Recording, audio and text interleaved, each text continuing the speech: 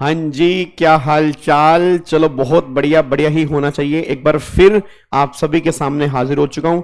11 minute 4 concept, day number 6, video number 3 आपके सामने यहाँ पे आ रही है। अच्छा, इस वीडियो में, इससे पहले वाली 2 वीडियो में हमने डेप्रिसिएशन की सारी बातें कंप्लीट की हैं, उसको हमने फटाफट से रिवाइज किया है। इस वीडियो के अंदर हम बातें करेंगे सेक्शन 35, जो बहुत इंपॉर्टेंट है, आपके प्रैक्टिकल क्वेश्चन के अंदर भी बनता है। तो कोशिश करेंगे 10 मिनट के अंदर फटाफट से उन सारी बातों को रिवाइज करने की। ठीक है, अब अगर मैं सेक्शन 35 की बात करता हूं तो 35 में काफी लंबी चौड़ी सीरीज यहां पे निकल के आती है। मेनली सेक्शन 35 जो है वो साइंटिफिक रिसर्च से रिलेटेड है कि अगर कोई बिजनेसमैन साइंटिफिक रिसर्च कर रहा है तो उस पर होने वाले खर्चे का ट्रीटमेंट क्या होगा।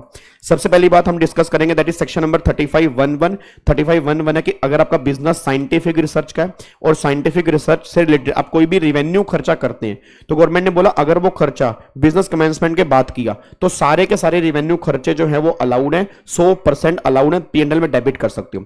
बट अगर कोई आपने रिवेन्यू खर्चा बिजनेस कमेंसमेंट से पहले की है तो हम अलाउड कर देंगे, बट सारे नहीं। 3 साल पहले के सिर्फ 2 खर्चे, मटेरियल और सैलरी, जो तुमने पे किए होंगे वो अलाउड हैं। किस ईयर में अलाउड होंगे? जिस ईयर के अंदर बिजनेस कमेंस करोगे उस साल में 3 साल पहले के वो 2 खर्चे अलाउड कर दिए जाएंगे सारे के सारे। ये 35(1)(1) है। फिर 35(1)(2) यहां पर 35(1)(2) क्या है कि अगर कोई अप्रूव इंस्टीट्यूट है, अप्रूव यूनिवर्सिटी है जो 35(1)(2) में अप्रूव है, अगर आप उसको डोनेशन दे रहे हो, उसको पेमेंट कर रहे हो, डिडक्शन मिल जाएगी 100%। फिर 35(1)(3) में क्या है, अगर आपने ऐसे इंस्टीट्यूट को डोनेशन दी है जो 35(1)(3) में अप्रूव है और जो रिसर्च कर रहा है सोशल साइंस की और स्टैटिस्टिकल रिसर्च कर रहा है तो डिडक्शन आपको मिलेगी 100% की। ठीक है, उसके बाद फिर आपका 35(1)(4) आता है, capital expenditure for scientific research. आपका बिजनेस साइंटिफिक रिसर्च का है, आप कैपिटल खर्चा कर रहे हैं, आप मशीन लेके आ रहे हैं, आप 100% की डिडक्शन क्लेम कर सकते हैं, लैंड को छोड़कर। लैंड वाले केस में खर्चा अलाउड नहीं होता, बस ये पर ध्यान दो। सर अगर मैंने खर्चा बिजनेस कमेंसमेंट से पहले किया तो 3 साल पहले के सभी कैपिटल खर्चे अलाउड कर दिए जाएंगे लैंड को छोड़कर। ये हमारा 35(1)(4) है। अब अगर सारे के सारे खर्चे कैपिटल मुझे अलाउड हो चुके हैं, वैसे कैपिटल पर मिलता है डेप्रीसिएशन, बट अगर वो साइंटिफिक रिसर्च वाला हम सारा अलाउड कर देंगे। अब अगर सारा अलाउड कर दिया उस केस में डेप्रीसिएशन नहीं मिलेगा, यह बात ध्यान दो। फिर 35(2) है, अगर आपने पेमेंट की है आईआईटी को और आईआईटी तुम्हारे बिजनेस के लिए रिसर्च करेगा, डिडक्शन जो मिलेगी वो 100% की मिलेगी। 35(2)(ab) ये सेक्शन जो है ओनली फॉर कंपनी है, बाकी ऊपर वाले सेक्शन सबके लिए थे। ये 2AB जो है वो ओनली फॉर कंपनी है। ये कहता है कि अगर कोई कंपनी इन हाउस रिसर्च कर रही है, इन हाउस रिसर्च मतलब रिसर्च इटसेल्फ, वो खुद रिसर्च कर रही है, तो उस इन हाउस रिसर्च करने पर जो भी रिवेन्यू खर्चा होगा या जो भी कैपिटल खर्चा होगा 100% खर्चा वो अलाउड है, लैंड और बिल्डिंग को छोड़ के। लैंड वाला खर्चा तो यहां पे अलाउड होगा नहीं, बिल्डिंग वाला भी यहां अलाउड नहीं होगा, बट बिल्डिंग वाला वो कंपनी क्लेम कर सकती है 35(1)(4) के अंदर, क्योंकि 35(1)(4) भी कैपिटल खर्चे का है, उसमें बिल्डिंग वाला अलाउड होगा बट 100% होगा। उसके बाद 35(CCC), अगर कोई पर्सन एग्रीकल्चर एक्सटेंशन पे खर्चा कर रहा है, डिडक्शन मिल जाएगी 100%।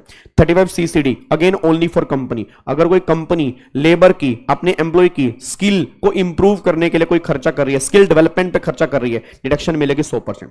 फिर 35(DD) again only for company, अगर किसी कंपनी का अमलगामेशन हो रहा है, उस अमलगामेशन से रिलेटेड जो खर्चे हो रहे हैं वो सारे खर्चे अमलगामेशन वाले अलाउड करेंगे 5 इक्वल इंस्टॉलमेंट के अंदर। मतलब अगर पीएनएल में डेबिट कर रखे हैं खर्चे तो क्या करोगे, सारा एडबैक करोगे और अलाउड कितना करोगे, सिर्फ एक इंस्टॉलमेंट अलाउड करोगे, क्योंकि 5 इक्वल इंस्टॉलमेंट में अलाउड होते हैं।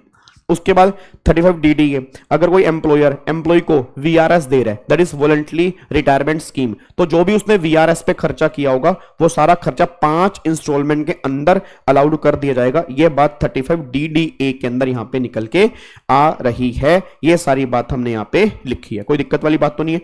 तो ये हमारा 35 की सीरीज है। उसके बाद 37(2)(B) आज पॉलिटिकल पार्टी है, पॉलिटिकल पार्टी की मैगजीन्स आती हैं, पैम्फलेट्स आते हैं, पॉलिटिकल पार्टी की मैगजीन, पैम्फलेट, सोवनियर, आपने उसमें कोई एडवर्टीजमेंट करवाई है, आपने उसमें कोई मार्केटिंग करवाई है, तो जो खर्चा आपने किया होगा 100% खर्चा जो है वो डिस अलाउड वाली कैटेगरी में कवर होगा 37(2)(B) के अंदर जी।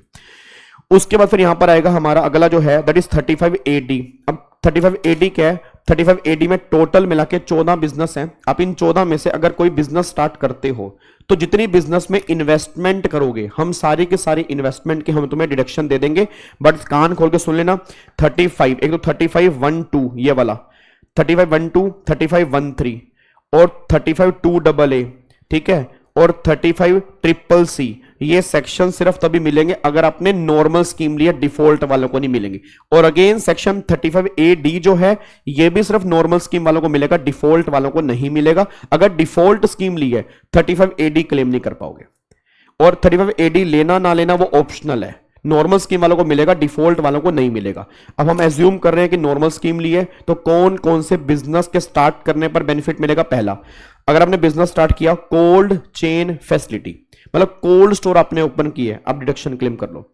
फिर अगर आपने बिजनेस स्टार्ट किया warehousing for agriculture produce, आप डिडक्शन क्लेम कर सकते हो।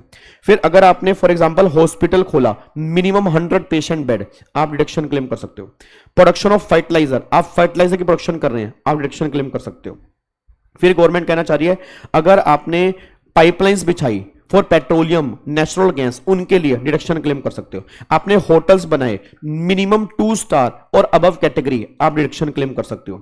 फिर उसके बाद गवर्नमेंट कह रही है अगर आपने हाउस बनाए for slum rehabilitation, slum redevelopment या अफोर्डेबल हाउस बनाए under central government state government scheme, आप डिडक्शन क्लेम कर सकते हो।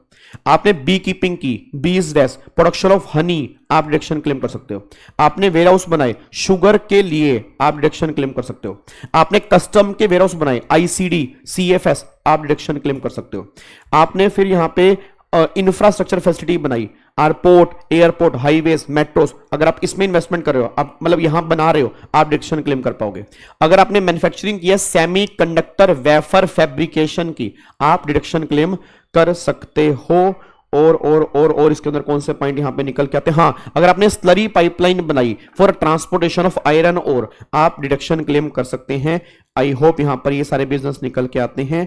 ये हो गया, ये हो गया, ये हो गया, ये हो गया, ये हो गया, ये हो गया, ये हो गया, ये हो गया, ये हो गया, ये हो गया। यस, ऑलमोस्ट सारे के सारे बिजनेस हमारे हो चुके हैं। तो उसके बाद डिडक्शन क्लेम करोगे 100%। बट एक बात ध्यान देना, अब डिडक्शन क्लेम करनी है तो न्यू प्लांट मशीनरी पे ही मिलेगी। बट यहां पे 2 एक्सेप्शन है, एडिशनल डेप्रिसिएशन में नहीं थी, यहां पे है। गवर्नमेंट कहती है अगर आपने इंडिया से बाहर मशीन यूज की है, इंडिया में पहली बार यूज कर रहे हो, उसको हम नहीं मानेंगे, यू कैन क्लेम 35AD। और 35AD में न्यू प्लांट मशीनरी यूज होने की बात हुई है, बट 20% मशीनरी ओल्ड हो सकती है, मतलब 80% नहीं होनी चाहिए। अगर 20% वैल्यू ओल्ड है तो भी कोई दिक्कत वाली बात नहीं है, चलेगा, यू कैन क्लेम डेप्रिसिएशन। अब 35AD किस किस पे नहीं मिलेगा, एक तो लैंड पे नहीं मिलेगा, लैंड पर डिडक्शन नहीं मिलती, फिर गुडविल पे नहीं मिलेगी, और जो फाइनेंशियल इंस्ट्रूमेंट है उस पर भी नहीं मिलेगी। फिर अगर अगेन 10,000 तक की पेमेंट है कोई दिक्कत नहीं, अगर 10,000 से ऊपर की है, अकाउंट पे चेक, अकाउंट पे ड्राफ्ट या ऑनलाइन, तभी डिडक्शन क्लेम करोगे, नहीं तो 35AD की आप डिडक्शन क्लेम नहीं कर पाओगे। उसके बाद अगर तुम्हें 35AD से लॉस आते हैं, इस लॉस को 35AD की ही किसी बिजनेस की इनकम से खत्म करोगे और इनफिनिटी लाइफ तक कैरी फॉरवर्ड करोगे।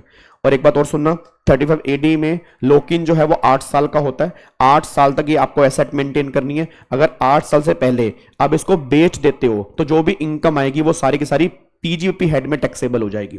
पर अगर आप बेचते नहीं, आप किसी दूसरे बिजनेस में लेके जाते हो, तो गवर्नमेंट कहती है हम तुम्हारी डिडक्शन को डिसअलाउड करेंगे। बट सारा नहीं, जितनी आपने डिडक्शन क्लेम की थी वो लिख लो। उसमें से अगर ये डिडक्शन क्लेम ना करते तो डेप्रीसिएशन मिलता, तो कितना डेप्रीसिएशन मिलता वो इसमें से माइनस कर दो, और बाकी जो है वो तुम्हारे हाथ में टैक्सेबल है। मैं दोबारा बोलूंगा, जितनी डिडक्शन मिली थी वो यहां पे लिख लो, फिर उतने टाइम में कितना डेप्रीसिएशन मिलता वो यहां पे लिख लो, फिर बैलेंस जो बचा वो तुम्हारे हाथ में टैक्सेबल है। ये बात हमारी 35AD के अंदर यहां पे निकल के आती है।